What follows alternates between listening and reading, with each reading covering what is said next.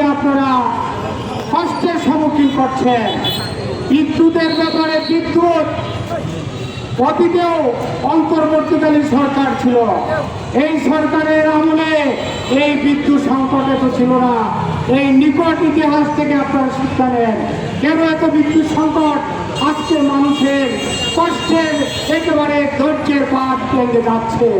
আজকে কোমলমতি শিক্ষার্থীরা যারা পরীক্ষায় অংশগ্রহণ করছে, এসএসসি দাখিল এবং সমমানের পরীক্ষায়, তারা যথারীতি পরীক্ষা দিতে পারছেন না। আবারও অপরদিকে আপনাদের শিক্ষামন্ত্রী যা তা বলে যাচ্ছেন শিক্ষার্থীদের উদ্দেশ্যে নকল হবে না, পড়াশোনা করতে হবে। কিভাবে পড়াশোনা করবে ছাত্ররা? আপনারা বিদ্যুৎ সাপ্লাই দিতে পারছে না, এটা আপনাদের চরম ব্যর্থতা। কথা দীর্ঘায়িত করতে চাই না। আমাদের দলের প্রধান, বিরোধী দলীয় প্রধান, তিনি বলেছেন আমরা এই সরকারকে আমরা সহযোগিতা করতে চাই ভালো কাজের ক্ষেত্রে, কিন্তু আপনারা যা শুরু করেছেন এইখানে এই দেশের মানুষ আপনাদেরকে সেই সুযোগ দিতে চায় না, যার জন্য 11 দলীয় ঐক্য সারা বাংলাদেশে এবং আন্দোলন গড়ে তুলতে বাধ্য হবে। আপনাদের যদি বোধোদয় না হয়, আপনারা যদি বুঝতে পারেন না গণনায় কি, বিদ্যুৎ সংকট কি, তারা আপনারা বুঝতে পারেন না।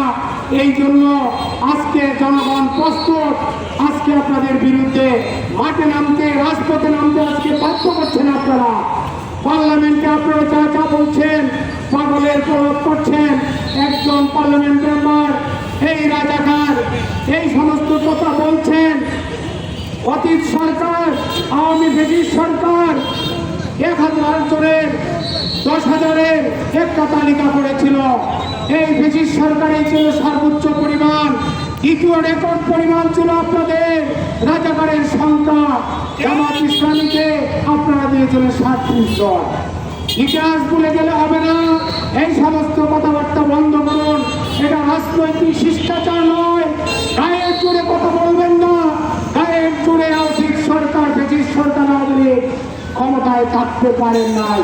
আপনারা যদি এই পথ ধরেন তাহলে আপনাদের পরিণতি আরো ভয়াবহ হবে, ঠিক কিনা?